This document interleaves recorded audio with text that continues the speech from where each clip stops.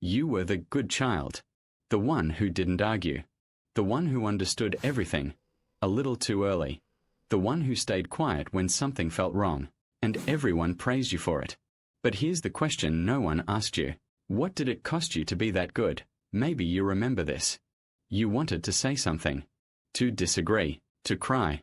To shout. To just be difficult for once. But you didn't, because you saw their faces. The disappointment. The tension. The silence that followed. So you learned something powerful and dangerous. You learned that love feels safer when you don't cause problems. Here's the part most people don't talk about. Good children aren't always naturally easy. They are adapted. They become experts at reading the room, at predicting moods, at shrinking themselves just enough to keep everything calm. Not because they're okay, but because chaos felt worse. Pause for a second. Think about how often you say it's fine when it's not. How often you apologize, even when you did nothing wrong. That didn't come from nowhere. When you're rewarded for being easy, you start to disconnect from what's hard. Your anger, pushed down. Your needs, negotiable. Your voice, optional. And over time, you don't even realize you're abandoning yourself. Here's what makes it heavier. People still admire you. They say you're mature, kind, understanding.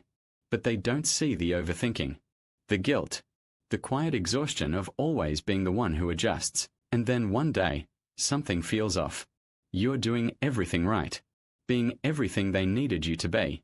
But inside, you feel invisible, like no one really knows you, because the version of you they love is the version that never says no. Another pause. Ask yourself this honestly. If you stopped being good, who would you be? And who would stay? The truth is, being a good child often means becoming an adult who struggles to take up space.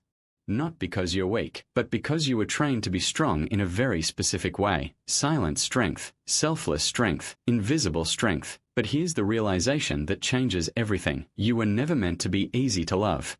You were meant to be real, messy, honest, complex, human, and maybe the bravest thing you can do now is disappoint a few expectations so you can finally stop disappointing yourself.